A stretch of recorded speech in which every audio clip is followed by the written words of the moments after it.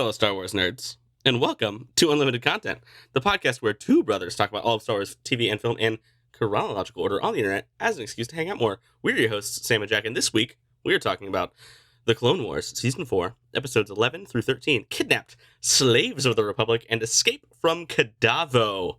Ooh, we have a slaver arc. That's fun. Jack, hi! How are you? I love watching children's television shows about slavery. It's my favorite. Yes, my favorite slavery cartoon. Sam? I'm good. Good. I watched a slavery cartoon today, so it's got to be good, right? You know, it's one of those things where there's probably other cartoons that have slavery in them where, like, we just don't think about it, where it's like, oh yeah, I guess those characters would technically be slaves. Like, if you think about, like Oompa Loompas and Willy Wonka, it's like, those were probably, like, were they paid? I don't know. We don't know. Or were they bred in a factory to...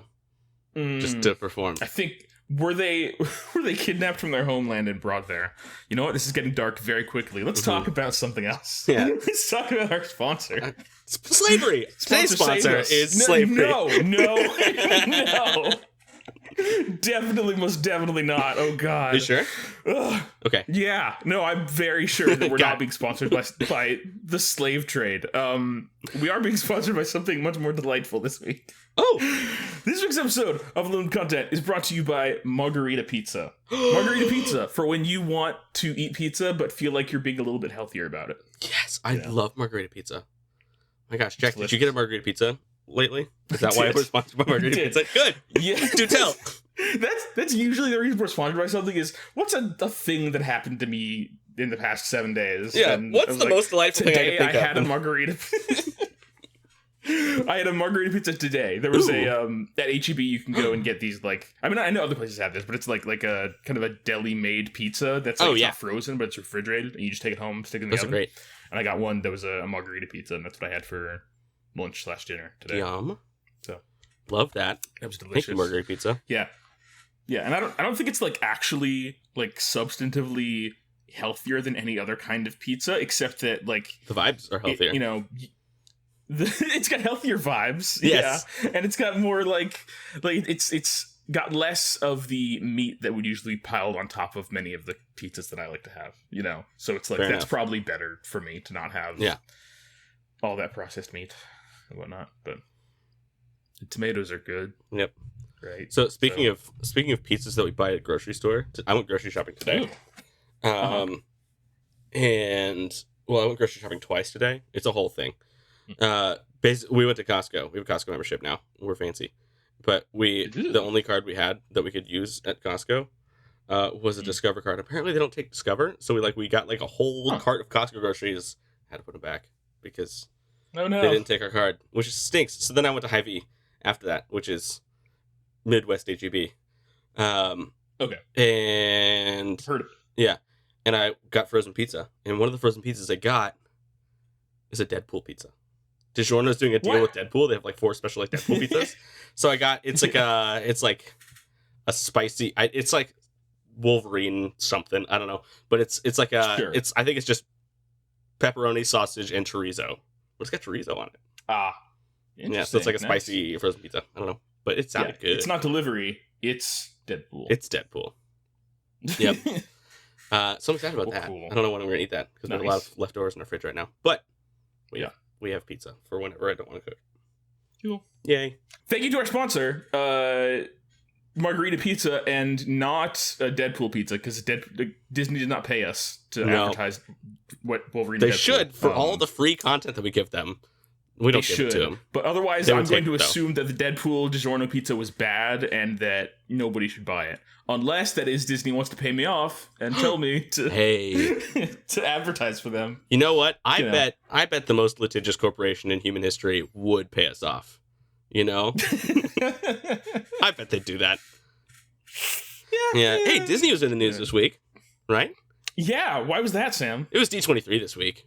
You want to talk about it? Yes, D23. Yeah, D23 is the official Disney fan convention, and it happens. I don't know if it happens yearly or once every couple years or what, but like I think it's annually.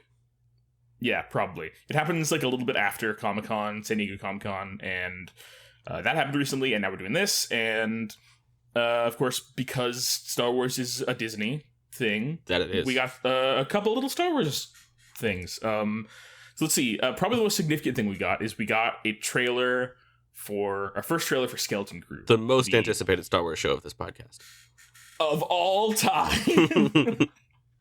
Yeah. Yeah, the thing I'm so excited about, Skeleton Crew, that just is apparently just suburbs in space now. All right. Yeah, listen, okay, I'm kind of like amazed at how explicitly this just looks like, what if we like made the Goonies but fed it through a Star Wars filter, and like, yeah, not in a bad way, but like, in a little bit literally of one of the opening shots is them driving in a Star Wars-ish minivan through a Star Wars-y like suburban neighborhood, with like suburban houses. If there's not like a Toyota-thon like product placement in this thing, I don't, or like Kia Soul or something, I don't know. Like I wouldn't be surprised. Like just it just gives that. Yes, the new Toyota Corolla. Yeah, carry your family around through space. Jude Law. Yeah, Jude Law's the only one who can drive. He's the only legal age driver. The rest of these are children. Yeah. So yeah, so the top comment on the YouTube post of this trailer was, at the end of the trailer, there's a kid who goes, "You're a Jedi." And somebody said, "No, I'm Academy Award-winning actor Jude Law. I'm BAFTA-nominated actor Jude Law." And I was like, that's. I think Sam commented that. Pretty sure that's Sam's comment. I would have. Someone beat me to it, but I had the same thought. Yeah. Oh man. What do you think about this trailer, Sam? What do you think? What do you make you feel? I didn't watch it super closely. I feel like I should watch it again, just to, like, have real thoughts. Do you want to watch it together and just kind of like talk about it immediately? We could do that. We have the technology. Let's do it.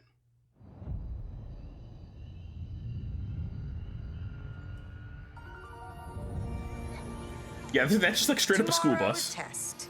Yeah, but it floats over the ground. Of your entire future. They're in a classroom. From John Watts and Christopher Ford. That's our cousin. Do you ever want to do anything exciting? Like what? They just have lane lines on the road. There's curbs. In the whole galaxy. No, I think those were like lines that they were like riding over. They were like grooves, like for. There were yellow dash lines in the middle of traffic. Oh, were there? Oh, I didn't see that bit. Yeah, that's okay. I think it's a lost Jedi temple. The kid's like, I think this hole in the ground that I found that looks real dingy is a lost Jedi temple.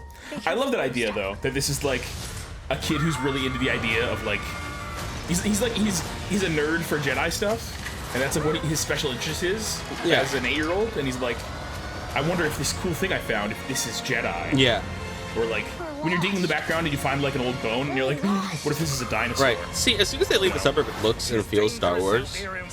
Yes. But before that, the opening is so Like before, it just looks kind of like generic Netflix low-budget sci-fi movie. You know? Yes. And we see a little key floating. You're a Jedi. Nope. That's BAFTA-nominated actor Jude Law. Yeah.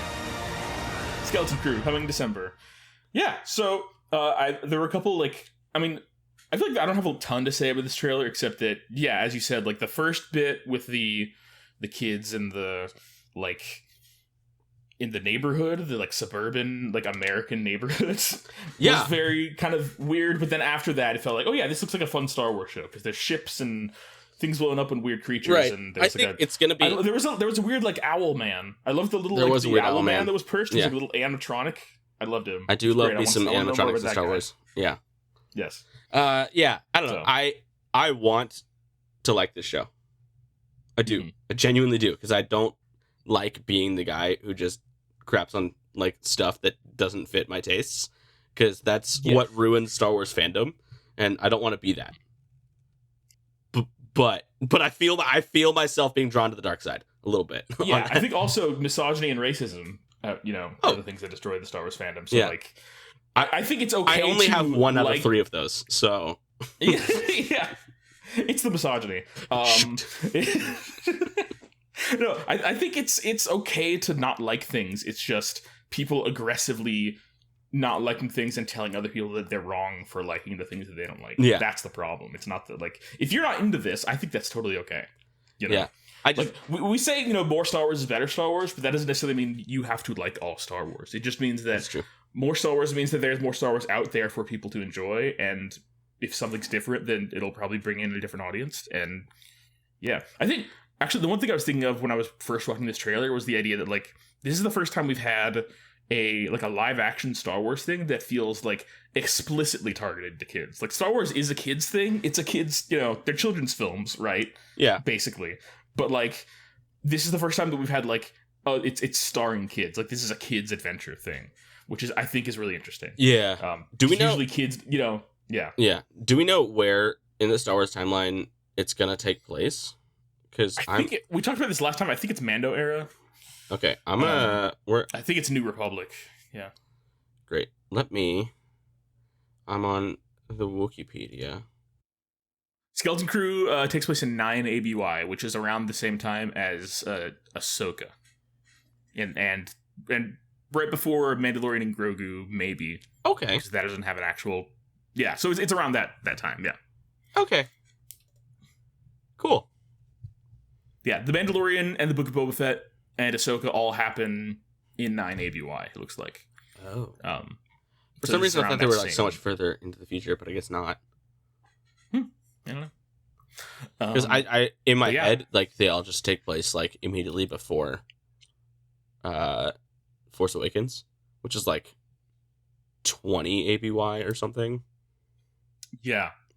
Star Wars generations happen in like 20-year increments, from what I gather. So, Yeah. You know what's here's a theory I'm going to put out there. Cool. This is based on nothing but vibes, but I feel like there's going to be a reveal that like the Jude Law character is not actually a Jedi or maybe even a Force wielder. I think he's a con man of some kind. I feel like that's going to be the reveal. It's like these kids look up to this guy and he's like, you know, doing all these kind of cool looking things and they're like, oh wow, he's amazing, we should follow him.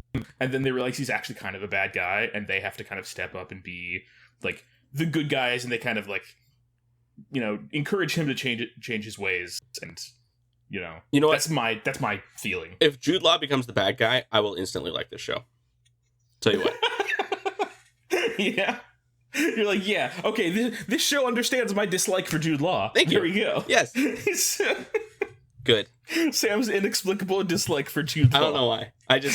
It's just a vibe. I acknowledge there is no logic, rhyme, or reason to why I don't like it, beyond the fact that, like, I just like Star Wars character, like, live action Star Wars people being, like, people I've not seen in anything before or after that.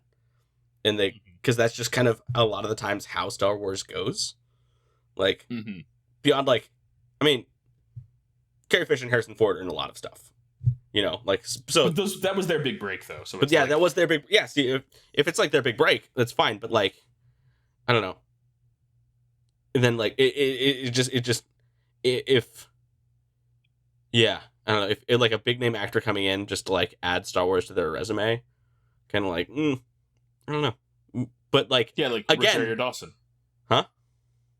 Like Rosario Dawson. Well, again. I recognize there's no rhyme, reason, logic to this. Yeah. This is just like my gut, like how I feel. I don't know. Yeah.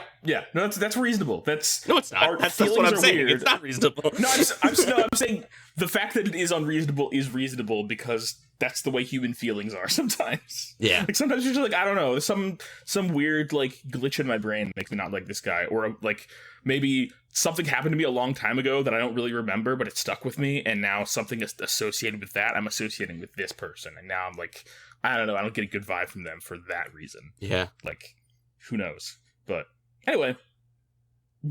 Yeah. Yeah. So this show looks like it could be a bunch of fun, and I'm, you know, as with most Star Wars things, I'm cautiously optimistic. Sure. So, yeah. And I'm choosing to be cautious. I want to see more stuff come from this.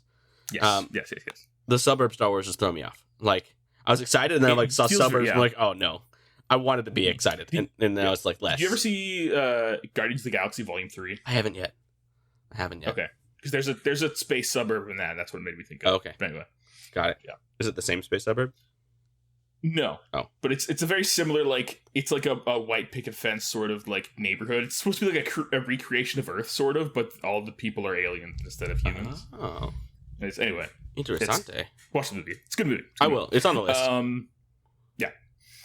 So yeah, there was that was the biggest thing.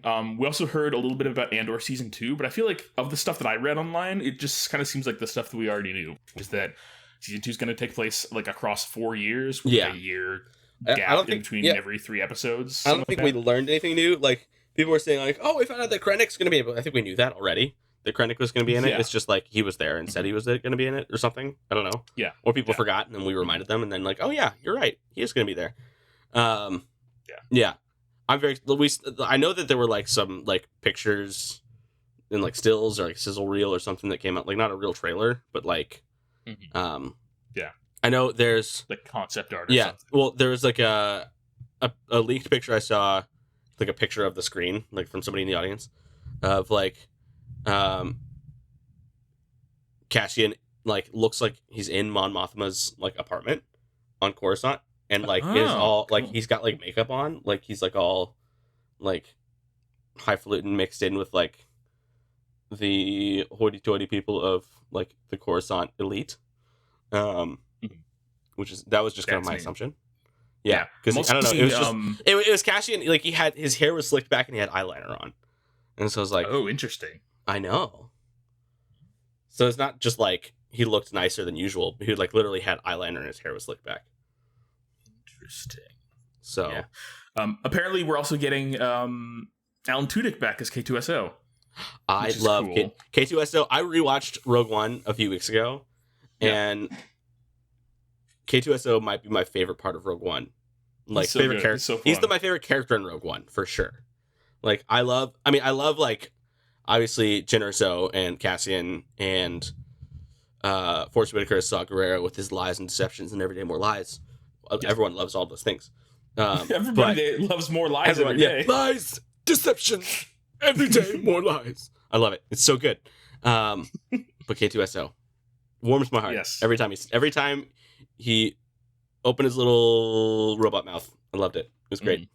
I like to think that like when they were first making the show, they were like, "All right, Diego Luna, we're gonna make a show about your character," and he's like, "Oh, cool, I get my own show," and they're like, "All right, let's see if we can get the other people from Rogue One." And they're like, I mean, it's a spin-off of a movie that we did a few years ago, like, and not everybody liked it, so I don't know. And then Andor came out, and everybody adored Andor, and they were like, okay, yeah, we'll come on for season 2. Like, I imagine that happened to at least one actor, was like, oh, this is legit. I'm feeling good about this now. I want to be a part of this. Yes. Yeah. Joke's on you guys. Andor was actually the best thing that's ever come out of Star Wars since, like, Empire Strikes Back. Like, it's so good. Yeah, take that. I wonder. I'm trying to remember. Do you know if Gareth Edwards, the director of Rogue One, was ever involved in any way with Andor?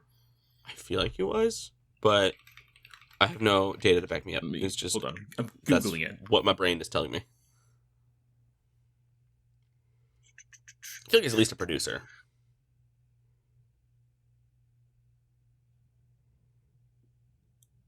What's the Google machine? Oh, interesting.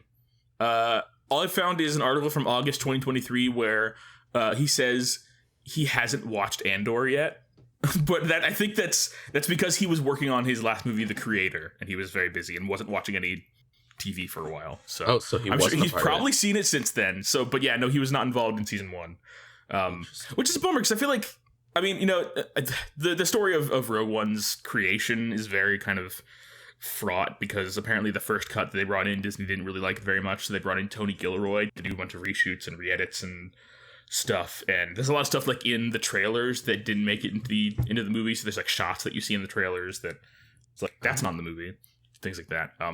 It's a whole big story, but like there's a lot of sort of behind the scenes drama about this film, but I personally really like the way it turned out. I mean, again, it's been a few years since I've watched it, but like it is, it's great.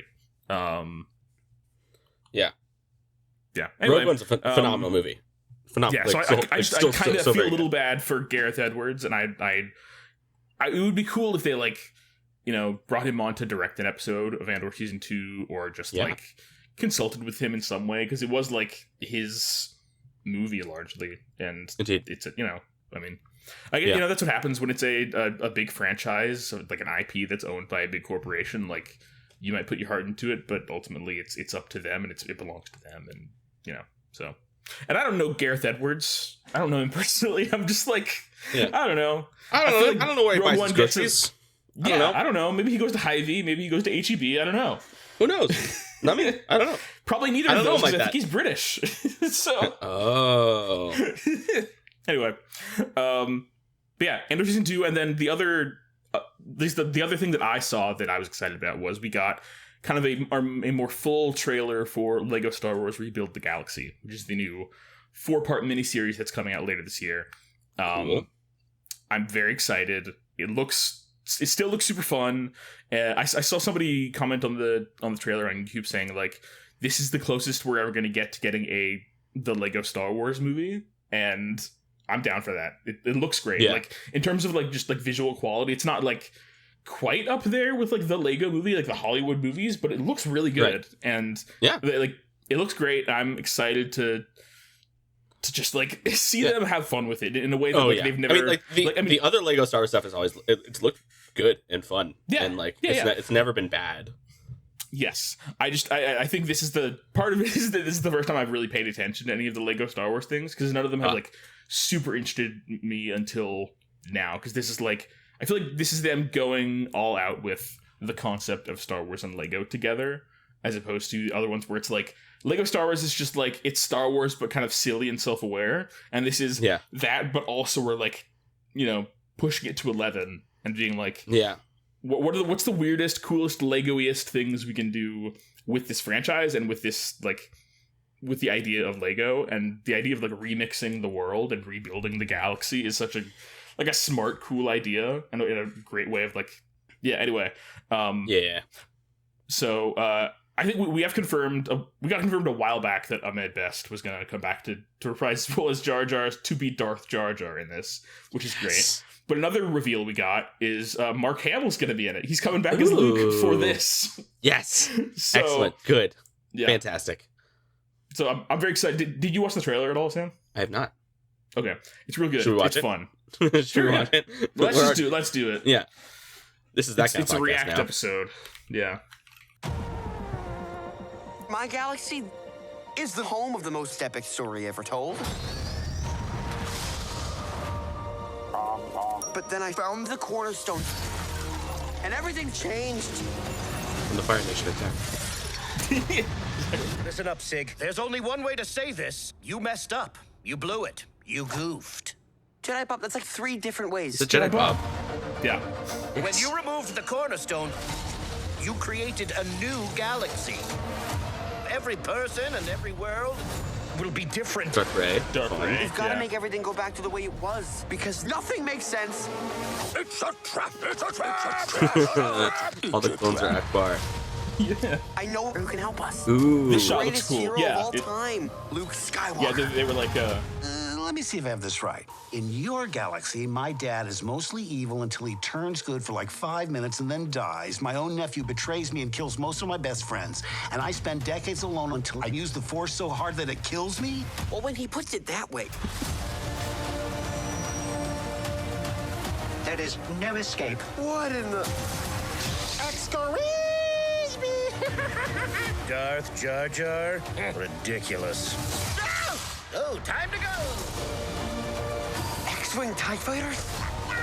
Ewok Bounty Hunters? You spent your life telling stories about heroes? Maybe it's time to be one. Woohoo, yeah! This party's just getting started. We're losing power. We're gonna crash. Scary, scary, scary, scary. The Force will guide us. It will? Here's hoping! Oh, come on! that looks fun. That looks so fun. It looks very silly and fun. I like it a lot. Yeah. So real quick, let's look at the cast here. So they revealed a bunch of names at the end of the trailer. So we got Gaten Matarazzo, who's from Stranger Things. Oh. Yeah, he's the kid with like the teeth, and the hat and the big hair, Yeah. He's in that. Tony Revolori, who is he's Flash Gordon. Sorry, not Flash. Flash Thompson in the Spider-Man movies, the new ones. Okay, great. The little nerdy, like the nerdy version of Flash Thompson. Yeah. Bobby Moynihan from SNL. Marseille Martin, I don't know who that is. Michael Cusack, don't know who that is. Ahmed Best, of course, as Darth Jar Jar, and Mark Hamill, which is I love that they're bringing Mark Hamill back to play Luke again. I know it almost seems like he's like. It almost seems like they're using this as a way to like vent a little bit about the sequel trilogy. It's like, hey Mark, do you want to like make fun of the way that Luke happened in the sequels in Lego form? I love it. Yeah. I noticed he was wearing Anakin's little like totem necklace that he gave Padme in Episode 1. That's what that Lego was. form. Okay. Yeah. I was wondering what that was. Yeah. But he also had like cool. shaggy hair and like was dressed like a hippie. So that was fun. Yeah. Yes. I saw there's a bunch of little things in there. Like I saw briefly a shot of Darth Vader, but all white, which is a thing from like. I think there's been some concept art of that, or I think there was like a comic book that had like it was like a Star Wars What If where Darth Vader was all white or whatever.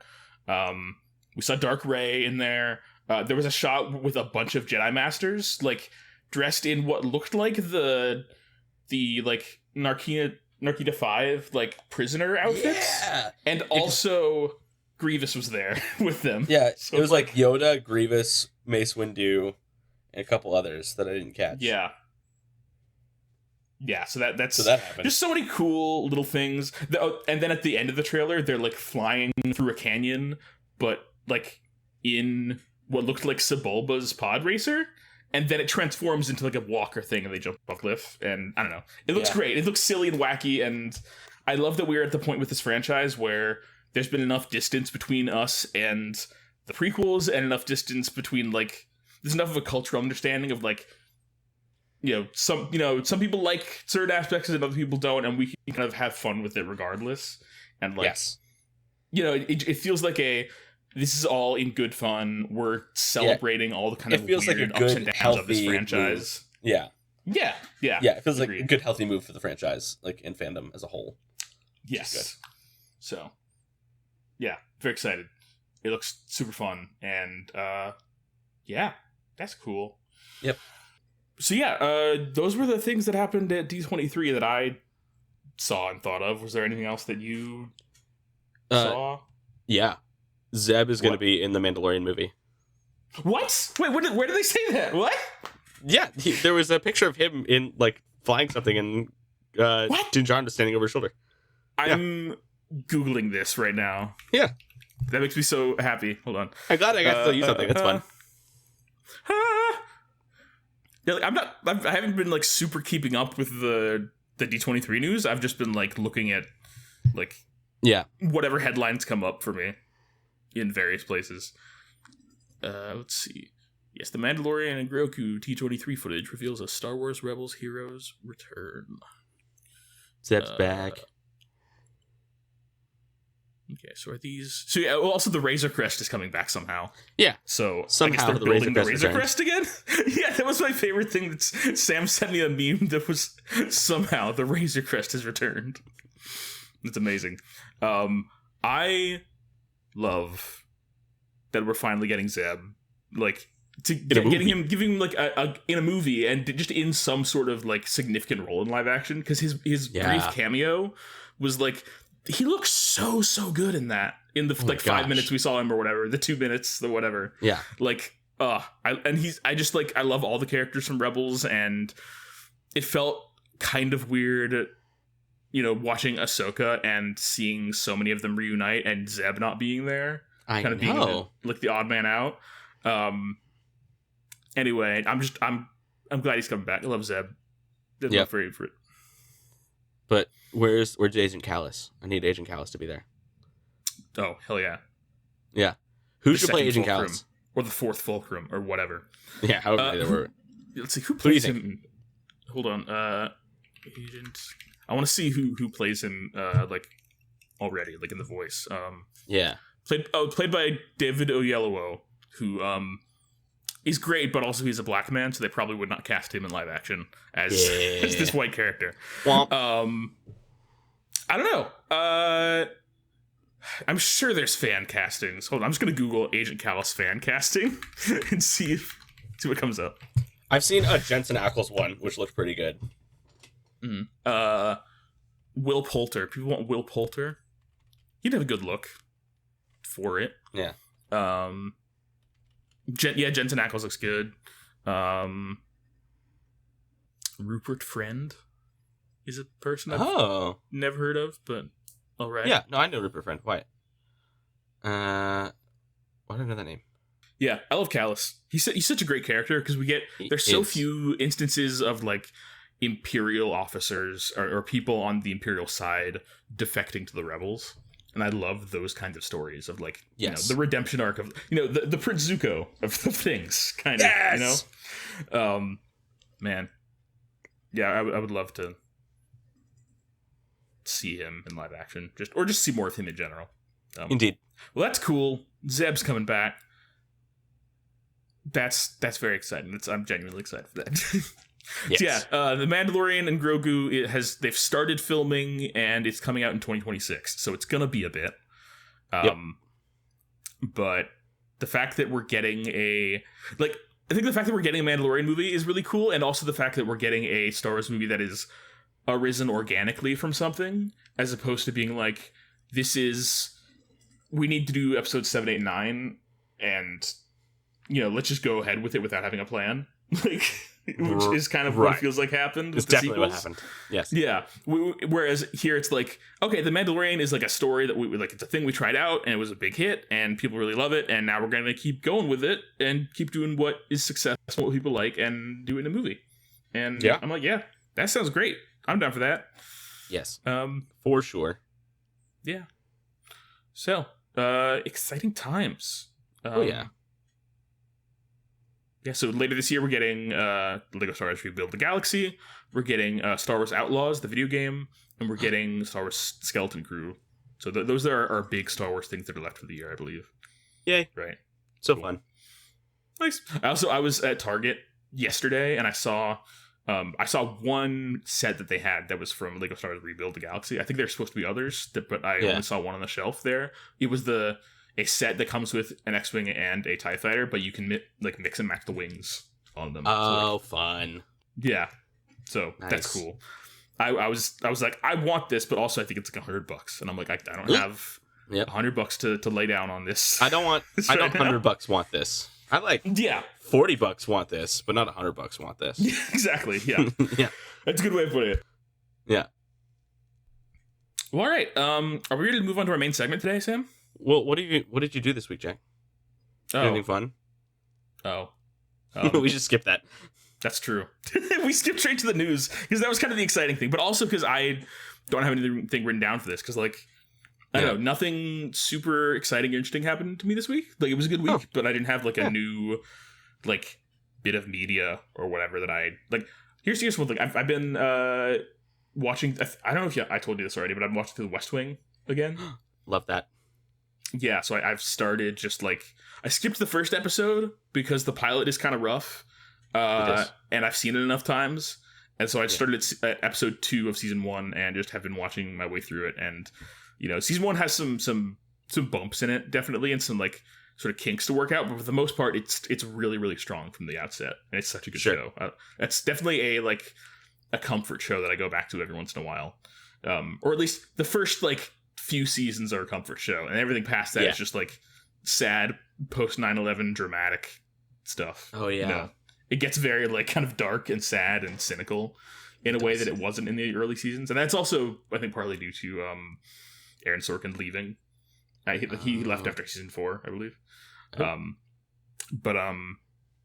Anyway, yeah, West Wing. I'm just watching through those episodes just at, on my lunch breaks and stuff, just as a comforting kind of just going back to it thing. It's nice. Yep.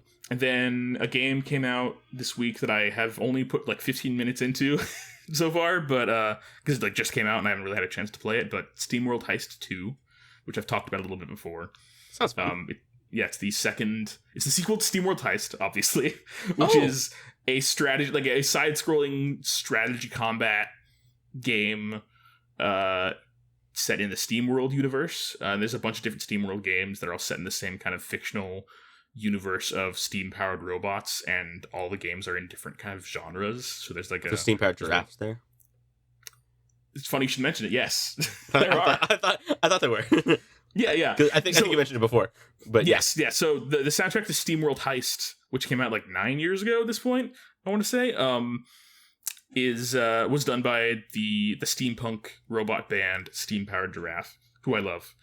And they came back to do the soundtrack for the sequel, and it's an even bigger album this time. They like the last time they did it was like a few original songs and then a bunch of like re-recordings of other songs that they already wrote. But this is like a full new album of completely new music, and so it's like I got a video game that I'm excited for and an album from a band I really like at the same time. Love that. And you can collect hats. Fun. You could there's hats in the game. You can put hats in your robots, and yep. They don't do anything. They're just there for fun, which I really appreciate. They just like there's a hat menu where you can go in and choose what hat to put on your characters, and they don't do anything. They're just funny. I love that. Silly. Love it. Yeah. Yep. One of the like things they advertised in the trailer was like, "There's even more hats than last time," like, which I love that they're just these SteamWorld games have such a like kind of silly, self-aware sense of humor to them. It's just lighthearted and fun. It's delightful. It's very good. I definitely recommend any of the SteamWorld games. I've not played all of them, but I played most of them at this point.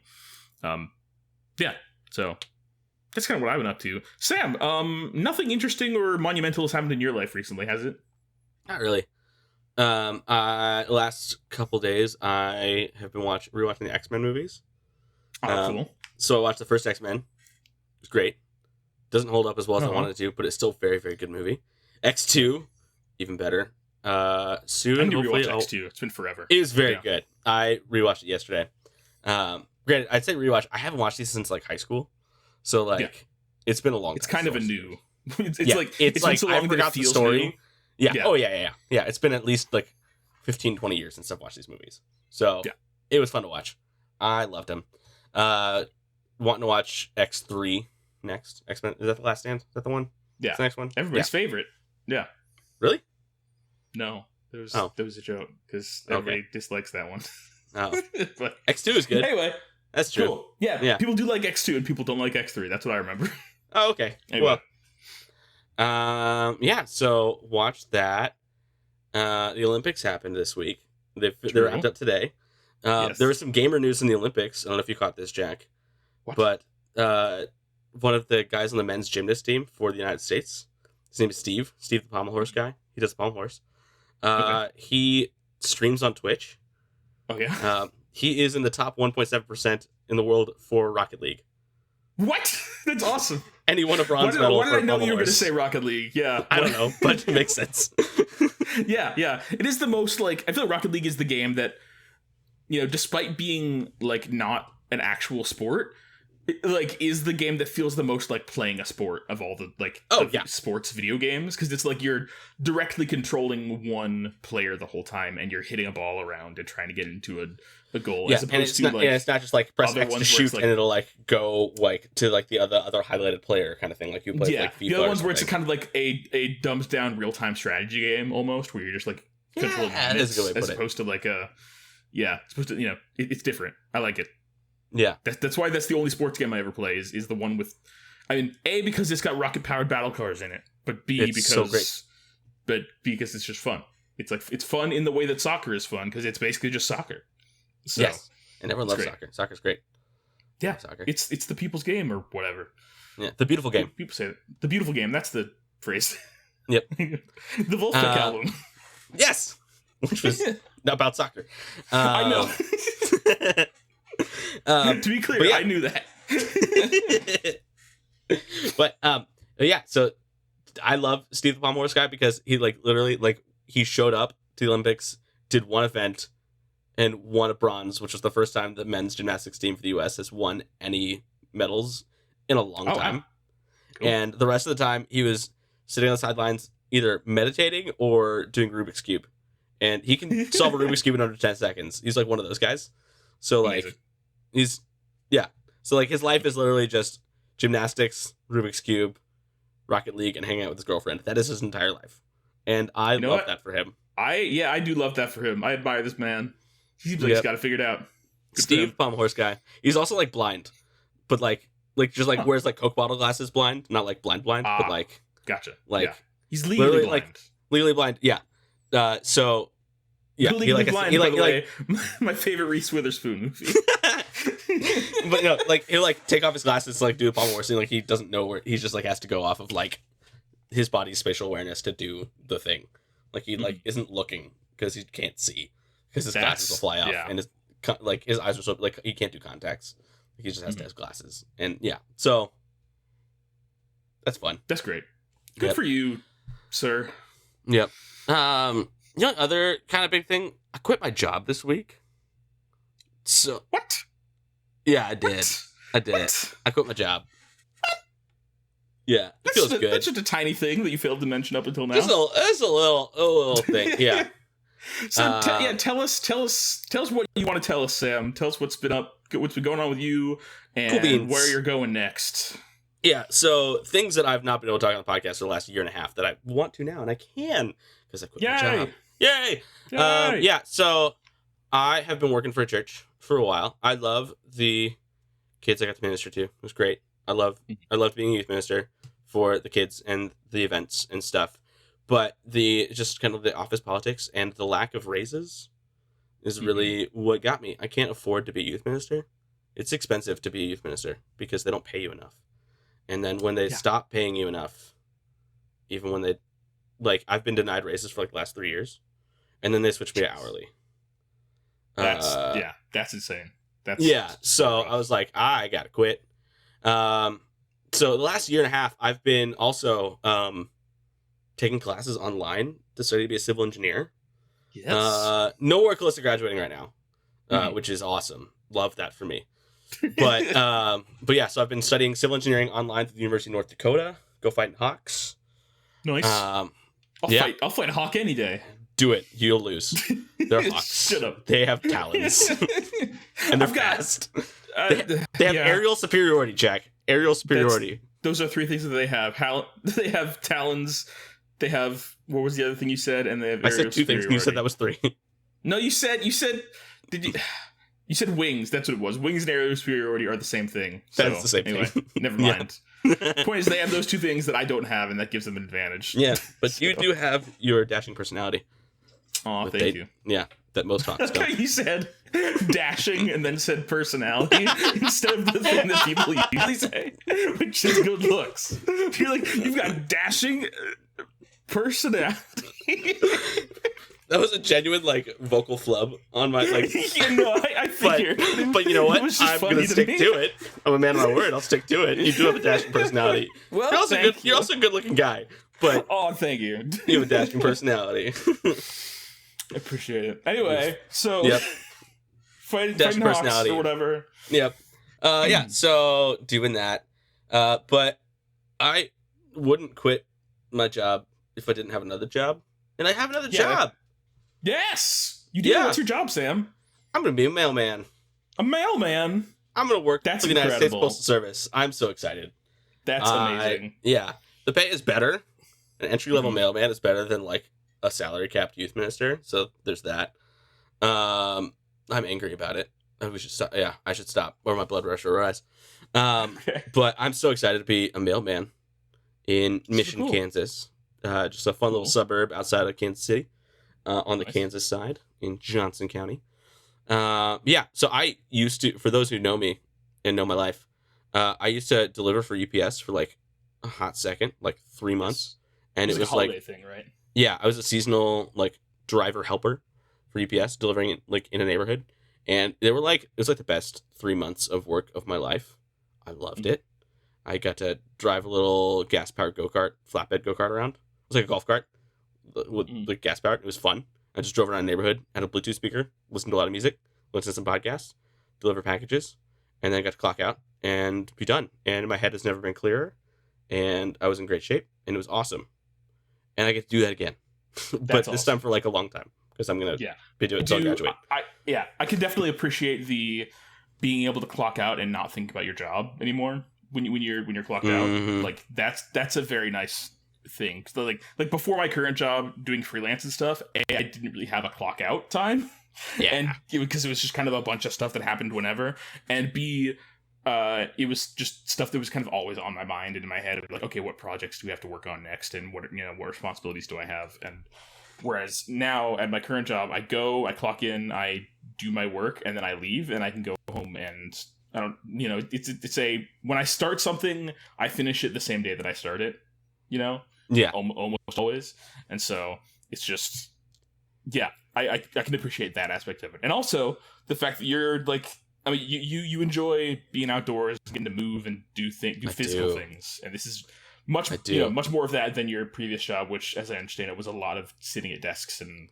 It was rotting in an office waiting for the next youth event to start. Was my job. Yeah. So, I'm so excited to be outside, moving, doing just like a very tangible task, checking off boxes, and then when the task is done, I get to be done. That's amazing. And I'm guaranteed raises, which is also yes. Yeah. And is it a union job? It is a union job. It's a government job and a union job. So I am gonna be set for a while, which is gonna be really good. That's awesome. I'm genuinely so happy for you, dude. Because like behind the scenes, it's been like, we've been talking about this stuff, just kind of you and I for months now, and I've had at least some insight into how rough things have been for you and how stressed you've been, and I'm just, as soon as I heard that you got a new job and you were like able to actually put in your 2 weeks and everything, I was so happy for you, dude, that I called you immediately. I was like, dude, I'm so excited. Congrats. Yes. That made my day that you called me. It was just... Yeah. Yeah. It was like, oh, Jack called me because I just texted you. I was like, hey, I got a new job. And I didn't even I texted like our sibling group chat. It was like, just like dropped it in there. And you were the first person to respond. And then you were also the first person to you called me. You were like, I'm so excited for you. It was like that. Yes. It warmed my little heart. It made me happy. And the cockles of your little heart. That's the one. Yep. It's a good word, cockles. It is. Agreed. Yep. Well, that's awesome, Sam. I'm very excited for you. How much time do you have before you start? I have 7 more working days at my current job. I put in my 2 weeks notice this past Wednesday. It is now Sunday. I also am taking this upcoming Friday off because it's the last, at my job right now, during the summer, Fridays are half days. So I only had to burn 4 vacation hours versus 8 to take a day off and get a 3-day weekend. So I'm doing that. And then my last day is on a Wednesday. And so then I'll have a 4-day weekend, and then I start the following Monday. August 26th is my first day of orientation and training for the United States Postal Service. Exciting! I'm so excited. That's cool. Yes. Yeah. I also just think, just from an abstract, or not even an abstract perspective, but just a larger perspective, the Postal Service is such a, an important, cool thing. It is. It's alongside libraries. I feel like the Postal Service is one of those things that's just a pure good that the government provides for its people. That's it connects people together, and it helps facilitate business, and it's it's this idea that everybody has a right to have their mail delivered and to be a participating member of society, and the Postal Service allows that. And indeed. I don't know, I just think it's cool. I think it's rad, and I'm happy for you that you're a part of this and that you're having a job that's not driving you nuts. Yep. So I'm also excited. Yeah, one of the things that it's been frustrating me for a long time about church work in general, and it's just kind of how my brain is wired, is I want to be able to do a job and objectively know if I did it well or not. Yes. Have metrics that I can go off of. Whereas with ministry, it's just relationship building and putting on events, which is great and beautiful, but also very difficult and draining. And if you don't have a consistent feedback of yes, you're doing a good job here, then it can be I can imagine can be very draining. Yeah. Yeah. And so it's just a lot of because it's basically just like fishing. You just cast a line out and well, it worked or it didn't. And then, well, it didn't work. Try it differently next time. But there's no consequences for not working beyond just well, try again next time. So I just, to have something with a tangible, this is working and it's working the way it's supposed to, and you're doing a good job, or you're not doing a good job, and here's how you can improve. Yeah, my brain needs that kind of like black and white. I need to be able to check a box to say I've accomplished a thing, because otherwise I just kind of like float in ambiguity, and I hate that. I am not happy floating in ambiguity. I need like to know that I did the thing, and that I did it well. I can definitely appreciate that. Yeah, totally. So excited for that. Excited to have that as a job again. Sam, as soon as you told me that you're going to be a mailman, I have been resisting this whole time to say the song from Blue's Clues, because I'm afraid that you'll just have it in your head every day for the rest of your life if I say it. Here's the mail, or we just got a letter? Yeah. Which one? Oh, both. Ooh, I wasn't even thinking about we just got a letter. I was thinking, here's the mail. It never fails. It makes me want to wag my tail. When it comes to want to whale. Mail. Yeah. Yep, there it is. So, anyway. Thank you. I was afraid, because I was like, I resisted the temptation to immediately say it, to immediately sing it at you, because I was like, this is bad. Yeah. I don't want to ruin this good thing that Sam has for himself. It would be different. I feel like if Marion watched Blue's Clues, but she does not. So gotcha. Yeah. We're more of a Disney and YouTube house. We don't really watch Nickelodeon. Yeah. So you guys are involved with a different Blue children's character dog. I am. Yeah. Yeah. This one has Bluey is this generation's Blue. Yeah. From Blue to Bluey. Yep. Indeed. Oh man. Well, that's cool, Sam. I'm so very excited. happy for you. Yep. Yeah. It feels good, and I'll like, when I have had more time to just kind of like decompress from this, I want to talk more about it in light of Star Wars, because this is a Star Wars podcast. But also, like, my experience of working for the church, I feel like has felt a lot like Ahsoka's journey out of the Jedi Order a little bit. And that kind of story resonates. So, like, when we get there, I'll talk about it. But that's just, I want to... Yeah. But today we sell Ahsoka off into slavery. You want to talk about that? We don't do that, Sam. She does it and pretends, and... Anyway. Well, that's a way to start the segment. Jeez. Yeah. Speaking of transitions, you and I behind the scenes have talked a lot about like some of those connections between like, and we've talked about it some like on the podcast too. Just the ideas of the Jedi Order and its sort of like corruption or the misguidedness of the people within it, or the ways in which the systems fail the people it's supposed to serve and things like that. And we've talked a little bit more off mic about some of that and how like it resonates with us in some ways, and certainly with you and your situation. So yeah, but I assume it makes sense to want to have some more distance from that to like cool your brain off, let your heart rest for a bit before you. Otherwise, I'll just start yelling and cussing, and we don't want that right now. So yeah. No, yeah, this is not an explicit episode. We don't have Cal here. Nope, not Cal. Yeah. Well, all right. Sam, what's this week's? What are we talking about? What's the Star Wars? What's the which Star Wars are we talking about today? Yes. This week we're talking about the Clone Wars Season 4, episodes 11 through 13. Kidnapped, Slaves of the Republic, and Escape from Kadavo, which all take place in 20 BBU High. Whoa, you were ahead of me this time. I didn't even have to ask you when it takes place. You know what? We've done this 48 times before. I figure by the 49th, I can start to pick up on your patterns a little bit. Which, by the way, next episode's going to be episode 50. Sam. Whoa! That's a lot of things. That's a lot of nonsense that we spoke into a microphone about. Indeed. It's incredible. Wow. Anyway, let's get into this. So you want to walk us through the first episode of this arc, Sam? Let's do it. The moral of the first episode, titled Kidnapped, is where we are going always reflects where we came from. We don't need roads. A planet of peace. The artisan colony of the planet Kyros created a society without weapons. Instead of war, they pursue art and beauty. But in the Clone Wars, even peace-loving worlds are seemingly forced to change sides.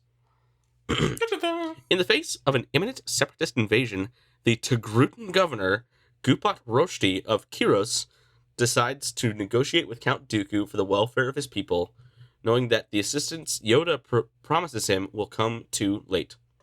Upon landing, Dooku offers to transfer the Togruta into what he calls a temporary safe haven, while his forces battle the Republic army on the planet. Just a quick little aside, Togrutas. Do we know any other Togrutas in Star Wars? Do we know any of them? Any? Off the top of my head, I don't know. Maybe Ahsoka Tano. She's a Togruta. Yeah. Yeah. Ahsoka Tano, also Shakti. Yeah. Jedi Master Shakti. Yes, I googled or I looked up on Wikipedia to see if this planet was their homeworld, and it's not. They're colonists. Yeah, they do call it a colony on this world. Yeah, they're from the planet Shili, Shili. And it's not one of them bad kinds of colonists. It's where they like take over a planet from other people. It was empty. They showed up and it was empty. yeah. It was a wilderness, and it looked very pretty. But yeah, there were no. Yeah, so cool. Yeah. Anyway, by the way, I like the fact that Dooku's like, yeah, we're gonna bring your people to a temporary safe haven, and immediately the Catman general was like, all right, everyone, round up everybody. Yeah, round them all up. Slavery's back. Yeah. They're immediately like, Dooku's trying to put on a little bit of a pretense, and then he's like, nope, I'm not even trying. You people are mine now. Yeah. Here comes Slavey McSlave Master. Here I am. Slavey McSlave Master. Oh no. That's his actual name. That's his government name. Name of this episode? Do we want to get banned? From all of the platforms. Let's get deplatformed right now. Awesome. Cool. Slavery's bad. In case anyone was wondering. Thank you for taking the brave stance. You know what? The official stance of this podcast is we are the official stance of slavery. In terms of slavery, we are anti-slavery. Yes, our statement of beliefs on content. Number 1, slavery bad. Number 2, spice. If cool kids are doing it. Yeah. If it's cool and yet it's easy, then you should do it. Yeah, do it. All right. Well, anyway, back to slavery. Consequently. When the Republic forces under the command of Anakin... Back to slavery. Sorry. Okay, go. Yeah. When the Republic forces under the command of Anakin Skywalker, Obi-Wan Kenobi, and Ahsoka Tano land on the surface of Kyros and explore the colony, they encounter none of the colonists. Instead, they are met by a unit of droid commandos. Which, droid commandos are so cool, why aren't they in live action? I love droid commandos. They're like... That's true. If droids were competent, they'd be droid commandos. Mm-hmm. Yeah. Anyway. Also, really briefly, they do this sentence skips over a cool action sequence of this is the first time that I can think of where they had a bike combat sequence where it's two squadrons of bikes going at each other, and Ahsoka's sitting in a sidecar that it can turn around 180 degrees and has blasters on it, and it's so cool. I love bike battles. It was kind of not Mad Maxy is not the word I'm looking for because it's more organized and all the same than Mad Max, but the vibe of a convoy of vehicles and like people fighting on those vehicles. Yeah, that's Mad Max-ish. So it was like that. It was great. Sure. Yeah. Mm-hmm. Yeah. Sort of like wacky races ish, like Speed Racer ish. Speed Racer or Twisted Metal. No, it's like Demolition Derby. That's a fun game though. Fast and the Furious probably has some of that. Probably. I haven't seen any of them. I don't know. It's just it was like motorcycle chase. It was great. Yeah. It was. I love a good I love a good on wheels action sequence, or in this case on hover bike. Oh, it's like Indiana Jones had a lot of those. It's like that. Oh yeah, in Indiana Jones: The Last Crusade, there's that moment when he he's chasing Nazi tanks, isn't he? They're chasing Nazis, and there's some Nazis come up on a motorbike, and I think Indy takes a stick and sticks it into the wheel of the Nazi next to them, and the bike flips into the air. Yeah, it was more like that. So, yeah. Yes. All that to say, I love a good motorbike chase action sequence. So fun. And great. We got it. First time we got one, liked it a lot. All right. Yes. So they defeat the droid commandos easily, and eventually penetrate the colony up to the governor's tower, which serves as the headquarters of the Separatist Occupation Forces commander Zagarian Darts Dinar. Dinar asks for Kenobi to join him in order to discuss surrender negotiations, an offer Anakin reacts to very angrily to, remembering his own childhood in slavery on Tatooine. Obi-Wan tells him to locate the missing colonists, and as Anakin asks Admiral Yularen to initiate a planetary bioscan, it enlightens Ahsoka about his former apprentice's painful past. A part of his life Anakin is kept secret from his own Padawan. And during this scene, very prominently is playing the Vader's theme from. Look at that. Oh yeah. Yeah, like that's like the music in the background is like. I didn't notice it, but I believe you. I just didn't notice. Kind of That's like a slow, somber, ominous Imperial March was playing in the background. Yeah, there's this like he very very quickly gets mad. Like as soon as he hears the word Zygerian, he was triggered immediately. Yeah, he force grabs the little hollow disc, crushes it in his hand. He's like, I'm gonna freaking kill these scumbags. Yeah, it's like okay. It's like angry. Something about controlling your emotions? What? Huh? No. Anyway. No. No. Everybody's like, you know what? He's real strong and real angry. Well, maybe we'll just let him cool off a bit. Yeah. Let's just do it. You do you. All right. Yeah. Despite Obi-Wan's expectations, however, Dinar has no intention of surrendering. I don't know if he had much expectations. It was kind of... It was Obi-Wan being all smooth and like, I'm just going to talk my way out of this. Instead, he intends to take Obi-Wan and the others captive and ensure the compliance by threatening to kill the colonists with bombs planted throughout the city. By surreptitiously activating his wrist communicator, Obi-Wan manages to allow Anakin, Ahsoka, and Cody to listen in on the conversation, and the two Jedi immediately depart on AT-RTs to find and disarm the bombs. The two Jedi fight their way through the droids left in the city and deactivate the bombs one by one. However, the last two bombs are synchronized, rigged to go off if one of them is tampered with. Before the Jedi can disable them, two sniper droids begin firing at them. Which, have we seen sniper droids before? Because these were cool. Yeah, they look kind of like droidicas. They're like droidicas mixed with like, a little more stable. They kind of look like if droidicas and like the turret robots from Portal had a baby. I was gonna say turrets. Yeah. They've got they're like they're turrets shaped like droidicas. Is what they look like basically. Yeah. Yep. Great. Pinning the pair behind separate platforms in the square. However, they manage to find a weakness in the droid's design, disabling them and disarming the bomb in seconds before they explode. Did they drop it in like a hole, like an infinite hole, like with two portals above it, and that's how they disabled it? Or how did they? I'm just kidding. Nice. Yep. In the meantime, to divert Dinar's attention from the disarming attempt, Obi-Wan exploits Zygerian's ancient hatred of the Jedi to goad him into hand-to-hand combat on terms that the loser surrenders unconditionally to the victor. In order to stall, Obi-Wan does not fight back, but when Dinar learns that the Jedi have disabled his explosives, he runs for it, covering his escape with a bomb attached to the back of his tactical droid. Alerted by Obi-Wan, Anakin and Ahsoka chase the fleeing Zygerian to his ship and manage to leap on board. They disable one of the ship's engines, slowing the escape, and enter via the cargo bay, but in turn, Dinar releases his Blixus on the two Jedi. What is the Blixus? Jack, it's a big old snail-looking thing with tentacles on it. It's on Wikipedia. It says Blixi were rare half-shelled semi-aquatic creatures with tentacles and 6 sharp legs. They shared a common ancestor with the Rathtar, Vixus, and Sarlacc, all possessing a large maw, tentacles, and a voracious appetite. They could notably be found on Scarif, where they dragged insufficiently vigilant passersby into lagoons to eat them. Scarif mentioned. Let's go. Scarif mentioned. Yes. Cool. All right. Yeah. Sweet. The Blixus attacked, wrapping its tentacles around Skywalker's torso and coiling one around Tano's foot. Tano was able to cut it off and escape, but Skywalker's arms were trapped, making it difficult for him to use his lightsaber. However, after some struggle, Anakin was able to kill it with his lightsaber after the Blixus opened its mouth to eat him. While Anakin engages the Blixus, Ahsoka sneaks onto the bridge to stabilize the ship. While Anakin disposes of the Blixus, Ahsoka duels and bests Dinar in the cockpit of the ship. Engage the Blixus is the name of my new prog rock band.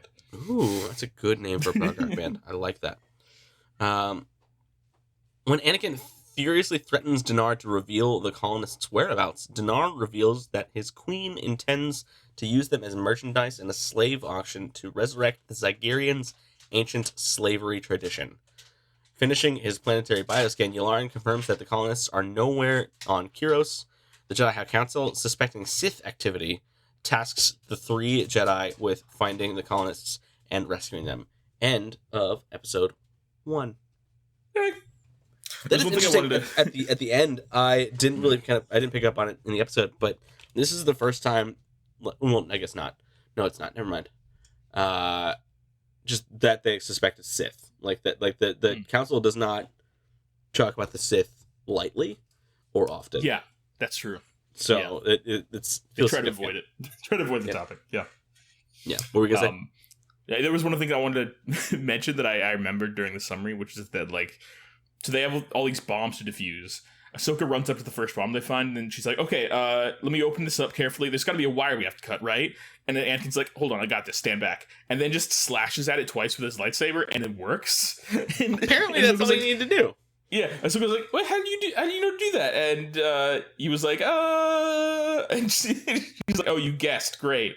Which I love, I like the idea that Anakin is either so in tune with the Force that he was able to intuit the way to very quickly disarm this bomb with his lightsaber, or he was just overconfident and got very lucky this time and almost killed both of them.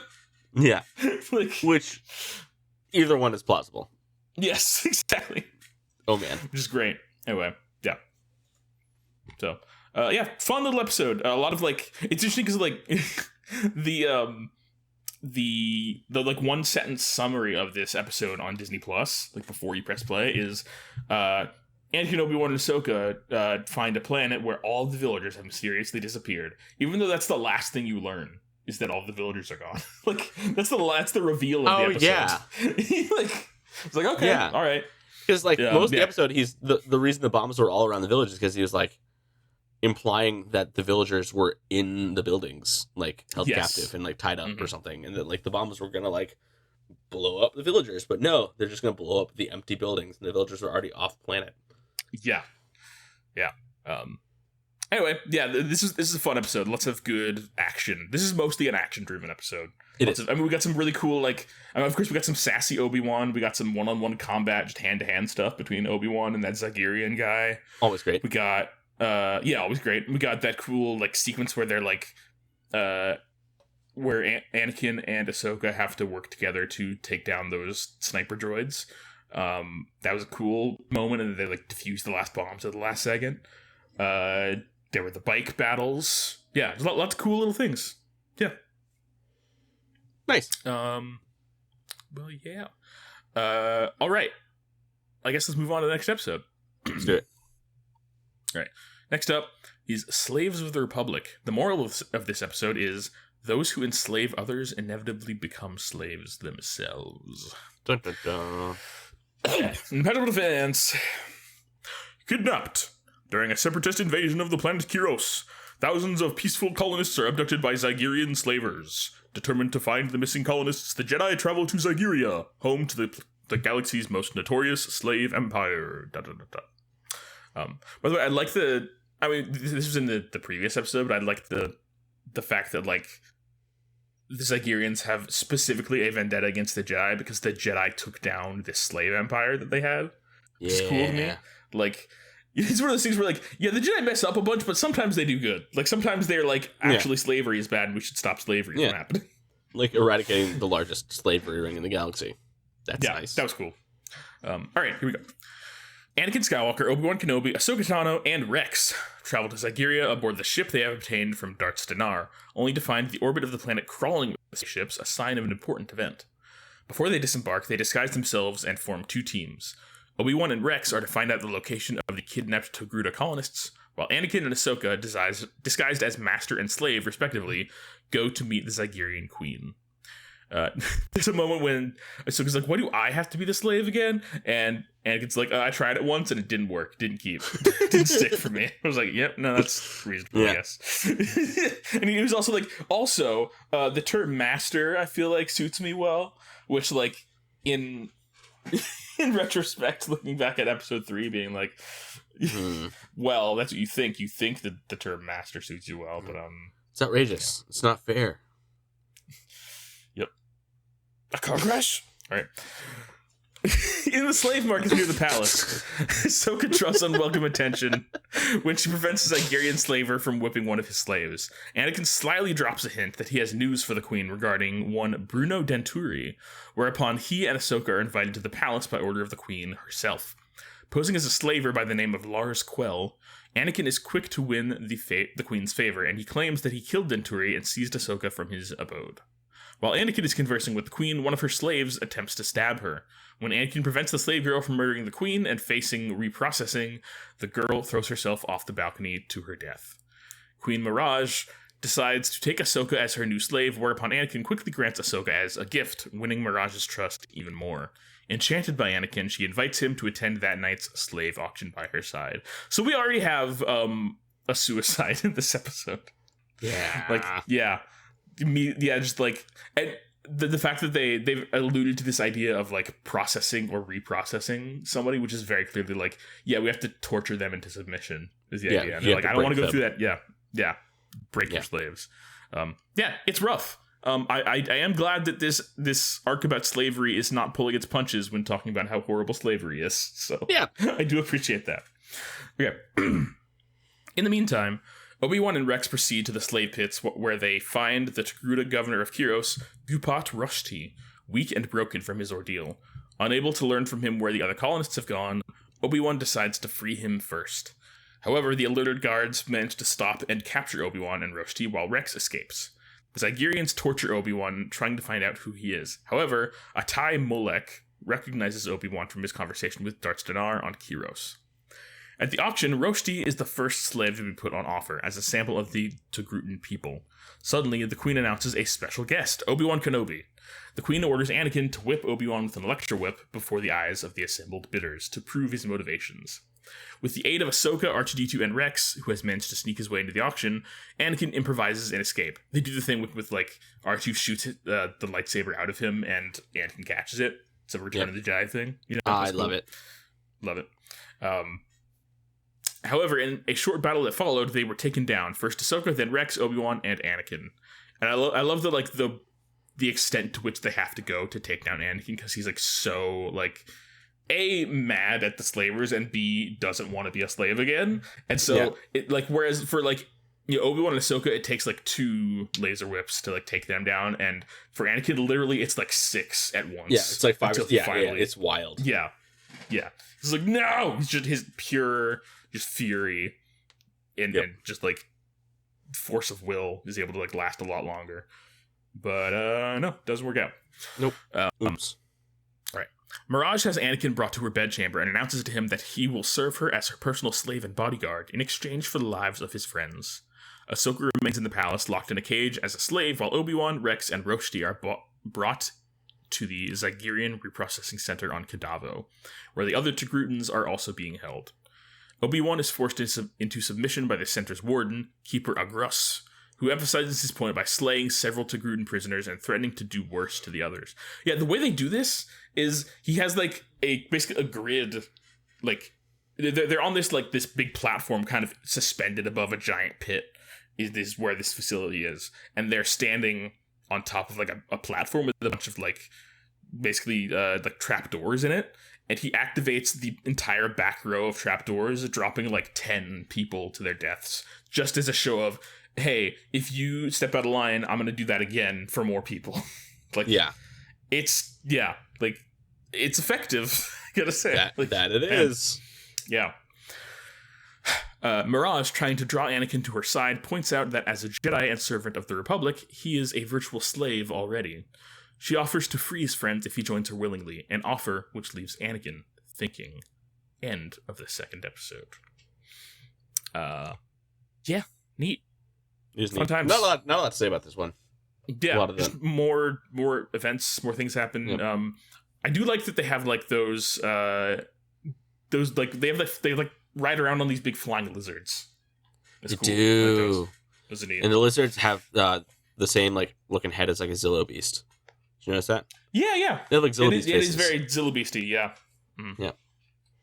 Not as like green in the eyes as a right Zillo beast, but like red with yellow eyes. Mm-hmm. Yep. All right. We're ready to move on to the last episode, Sam? That we are. The final episode of this arc, Season 4, Episode 13 of the Clone Wars, is called Escape from Kadavo, and the moral of this episode is great hope can come from small sacrifices. A people enslaved! To locate the abducted colonists of the peace-loving world, the Jedi infiltrated the slaver planet of Zygeria, only to be captured by its ambitious queen, who plots to rebuild her empire of oppression. Now, even Obi-Wan Kenobi must come to terms with a life in chains.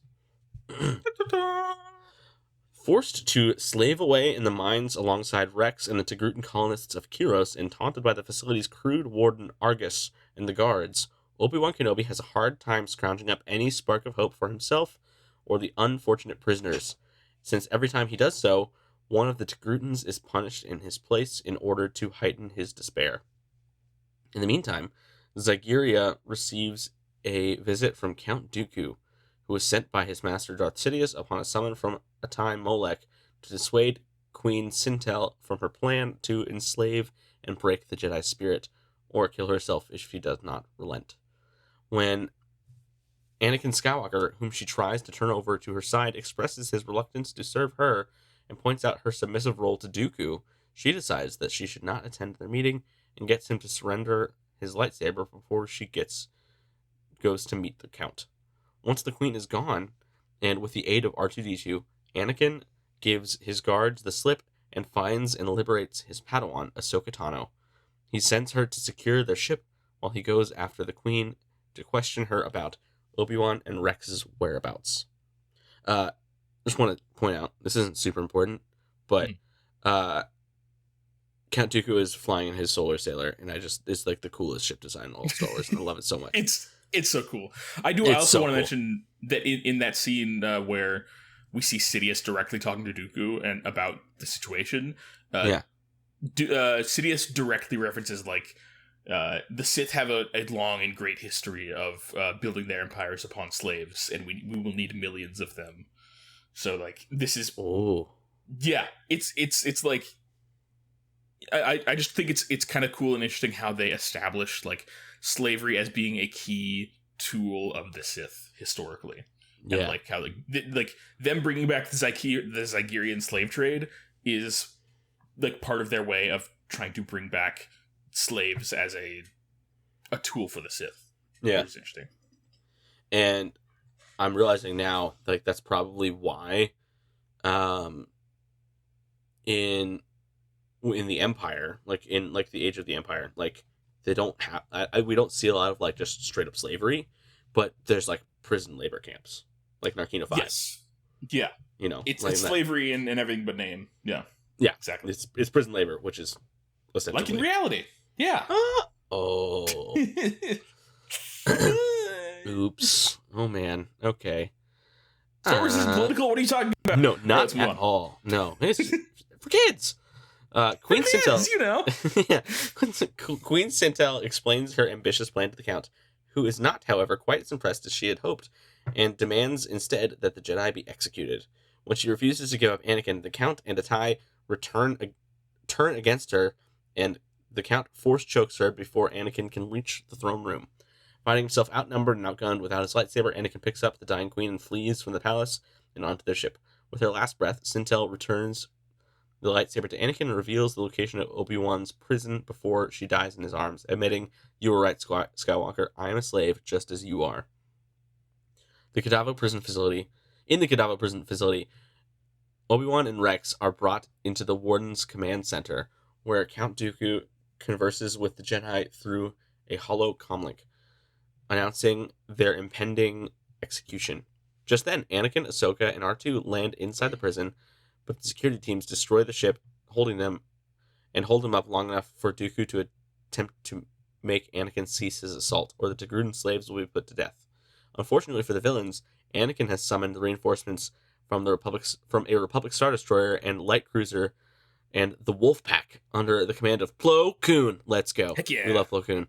The prison guards scramble and repel the attack, but in the confusion, Obi-Wan and Rex shake off their electronic shackles and attack the Warden's guards. Out of spite, Argus activates the death trap set for the slaves in order to plunge them to their doom, and then smashes the controls, rendering immediate rescue impossible.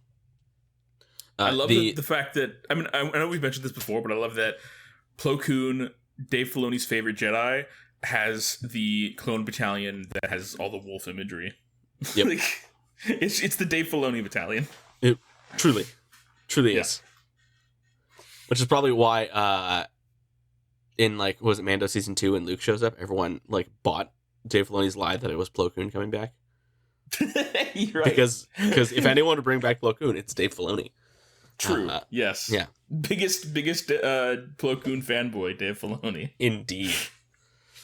The death trap set for the slaves, it doesn't describe it in here, but like basically they are in another like room on the bottom of this like platform hovering over this like giant bottomless pit. They like electrify all the walls, and then the floor starts like sneaking out, like sliding out from under them. Eventually just to force them all to like jump. It feels very much like a Mario Party game. Mario Party mini game. Like oh no, the floor's falling. Who's gonna survive the longest? Yeah. But also it kind of feels like the Cloud City kind of like pick up at the end of like when Luke is hanging from the bottom of Cloud City, and the Millennium Falcon's coming underneath them. Yeah, because then the ship comes under, and it rhymes. True. I thought you were gonna say Fortnite because of the closing I mean that too, but like I don't think that this show coming out in 2010 was referencing Fortnite. I don't know. I think that they knew what was going to happen. I think they knew that Fortnite was going to be a big deal and exactly how it would work. Oh man! I think they predicted the battle royale genre. Yeah. You know. Yeah. Yeah. Some like, Dave Filoni is an oracle when it comes to like video game genres from 4 years in the future.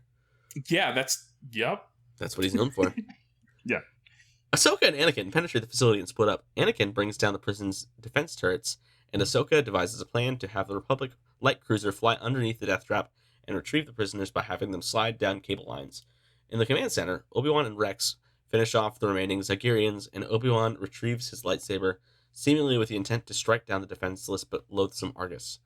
The Keeper sardonically reprimands him, secure in the knowledge that a Jedi cannot kill an unarmed man due to the Jedi Code. Unfortunately for him, he fails to take Captain Rex, who is not bound by such laws, into account. Rex hurls a guard's electrostaff with such force that it goes right through the Keeper's corpulent body and out the back of his chair, which then goes out of control and splatters him against the console, killing Argus. Which I gotta say, first of all, what a strong throw that he took this spear with a gigantic end on it, threw it, and it went straight through this guy's chest and then through the metal chair behind him, and then the chair it's like a baseball bat with lightning on it. Like it's a blunt object. Geez, Rex is strong. Holy crap! I know. But also, I love the fact that he literally says, "I am no Jedi" before Ahsoka ever said it. Like, that's a line that Rex says, which is kind of cool. That is kind of cool. Look at that. Anyway,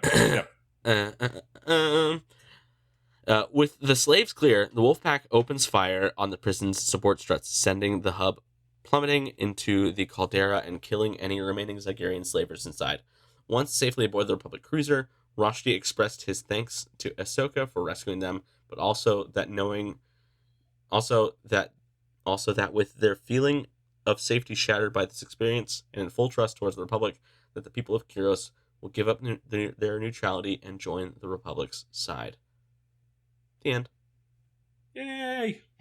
We did it. Here's a fun fact. In the Wikipedia trivia, it says, during Obi-Wan's time toiling in the slave mines, several screams and cries from Indiana Jones in the Temple of Doom can be heard. That's cool.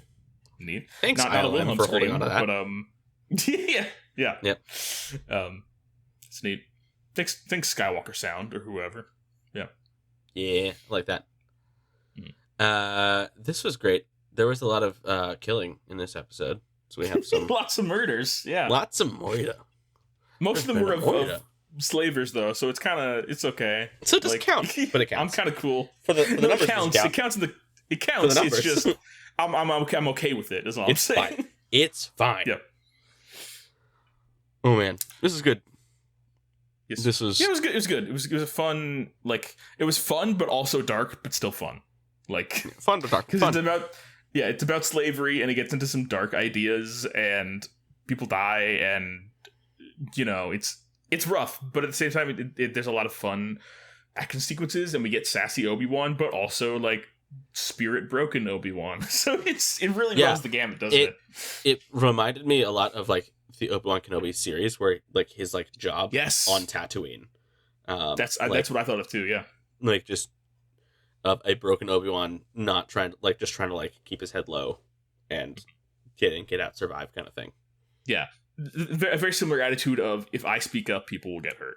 Like I need to lay low, or else, you know, my presence is going to cause other people pain and suffering. Yeah. All right. Sam, what's your favorite part of this arc? Maybe Rex saying "I am no Jedi." Honestly, that was great. That was a great moment. That was super cool. But also like I also like the Anakin Darth Vader music part from the first episode. Like he realizes there's Zygerians, he goes into like just a rage, and yeah, I do like that. Yeah, that was cool. I'll probably go with the motorcycle action sequence. Ooh, also great. The opening, I loved. Yeah, I just love a good on vehicles action sequence. Like it's because it's fast and exciting, and just, there's I love anytime people are like doing cool combat and shooting flips and stuff on cars or on a train or something, and motorbikes are cool. So that was neat. Love that.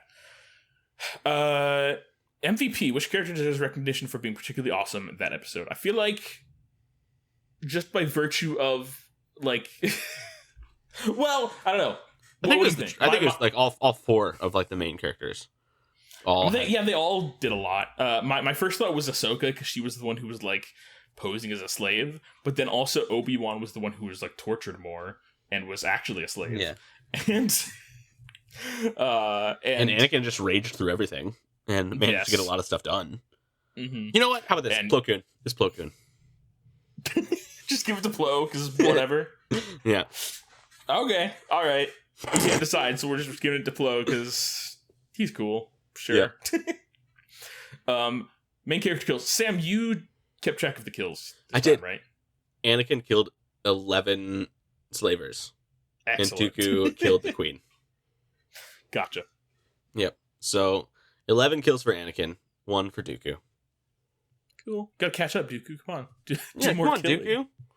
Yeah, murder more. What are you doing? That's what I'm always saying. Okay, I'm gonna add those to the spreadsheet real quick before I forget. Yeah. 11, you said, for Annie? Yeah, 11. Okay. Annie? Little Annie? Which brings Anakin to 107 kills so far. He's the only one in triple digits. Look at that. True. Mazel tov. You made it to triple digits, Annie. Anakin has like 40% of all the kills right now in Star Wars. True. In second place is Ki-Adi-Mundi. Arbitrary account. Because of that one episode where he's like, I killed 66 people. Yeah. What do you think of that? And that's how many he has. We love Ki-Adi-Mundi. Yeah, still. We don't. Do we? No, it was a joke.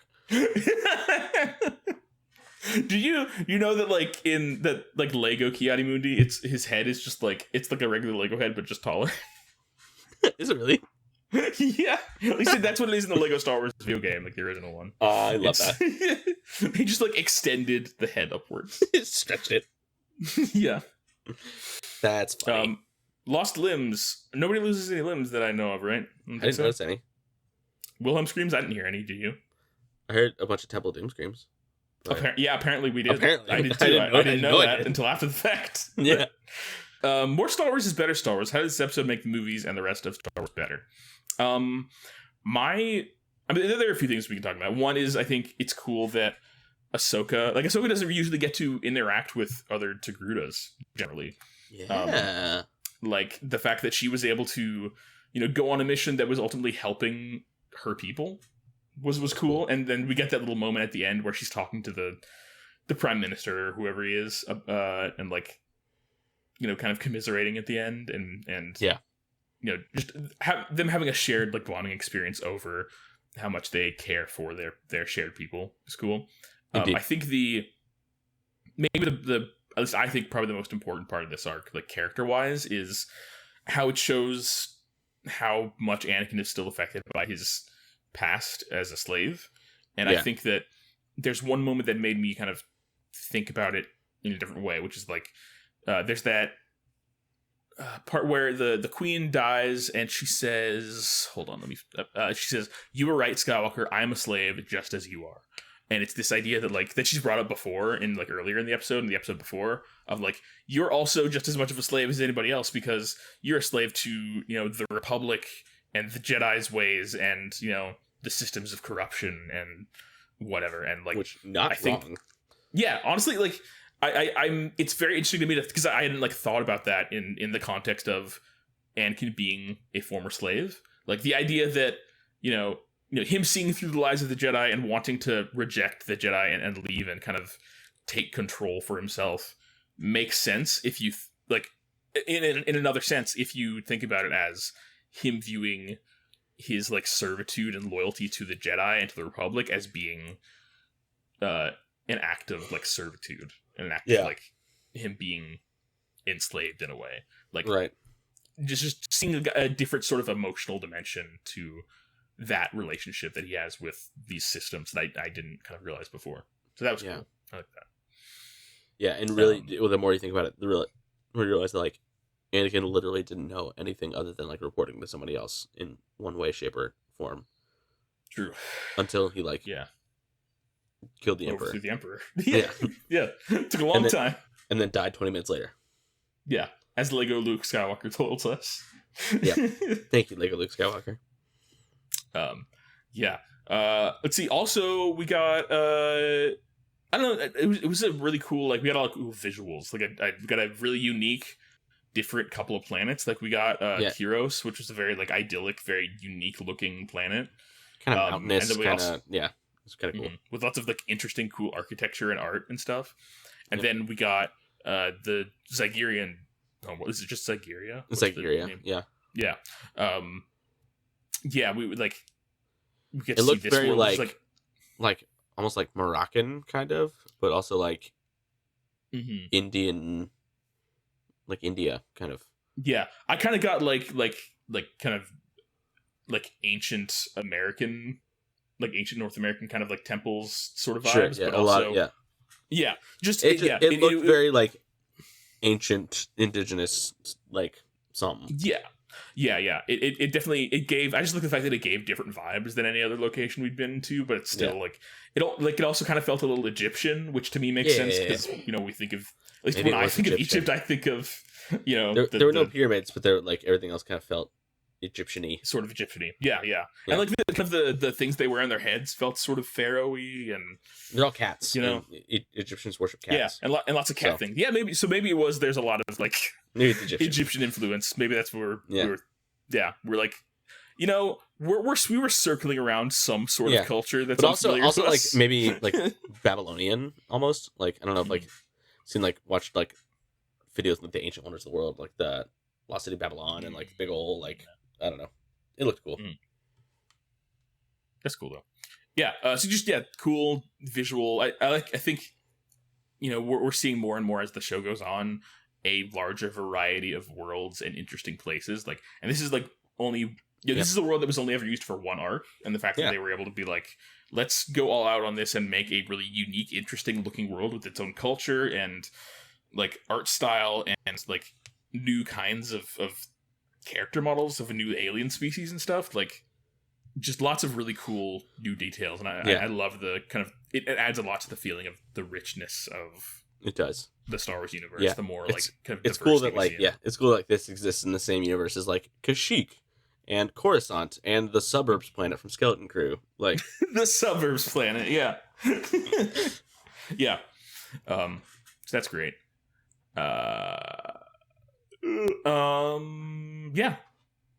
That's any closing thoughts on this arc, Sam? No, it was good. I liked it. Anakin did a bunch of flirting with a cat lady. That was something. He did. So anyway, cool. Thanks for joining us again, guys. If you would like to join in the discussion, please leave a voicemail at 512-850-6653, and we might feature your comments, corrections, or concerns, or corrections, or whatever on the podcast. Join us next time, folks, for our 50th episode of Unlimited Content, where we'll be talking about the Clone Wars Season 4, Episode 14, A Friend in Need. We're getting Lux Bonteri again, so heck yeah! What a way to celebrate Episode 50 of the podcast with a Lux Bonteri episode. Oh, is Bo-Katan in this? Oh, yeah. Okay, well, that's more exciting. Have we met Bo-Katan yet? I'm trying to remember. This is the first Bo-Katan. Oh my god, really? Yeah. That's exciting. That is exciting. Okay, I'm actually excited now then. And Death Watch. I just saw that it was a Lux Bonteri episode, and I was like, no, we get Bo-Katan and Death Watch. So we get Pre Vizsla, Jon Favreau himself. Yes. God, is this really the first appearance of like Clan Vizsla and everything? Like, wow. I don't know. I don't know if it's the first. I don't know if it's the first of Death Watch, but it's the first of Bo-Katan. No, yeah, because we've already been. We've definitely seen Death Watch because there was the arc on Mandalore. The Duchess of Mandalore. Yeah. So we've definitely seen them. Yeah. I'm gonna look at Bo-Katan real quick just to see what her first canon appearance is. I think. Let's see. Yeah, you're right. A Friend in Need. So yeah, we're getting Bo-Katan. Yes. Hell yeah. Bo-Katan. What a way to ring in our 50th episode. Bo-Katan. Yes. So amazing. Fun. Man, 49 episodes so far. We're 50 episodes, man. That's a bunch of episodes. It's an arbitrary number, but still, it feels that's half of 100. It's half of 100. That it is. And twice 25. Whoa. And other such things. That's 10 times. Whoa! It's also 51 times. I did it. I'm so smart. Proud of you. Okay. Thank you everybody for joining us. May the force be with you. Thank your mailman, especially if it's Sam. Yeah. And yeah, goodbye everybody. Have a good time. Have a good week. Bye. Stay safe. Stay dry. Stay cool. Stay spicy. Stay fresh. Stay spicy. That's our new outro. Stay spicy, everybody. May the force be with you and stay spicy. Ooh. Love that. Right. Love Bye, that. everybody. Bye. All right, cut the chatter. Roger.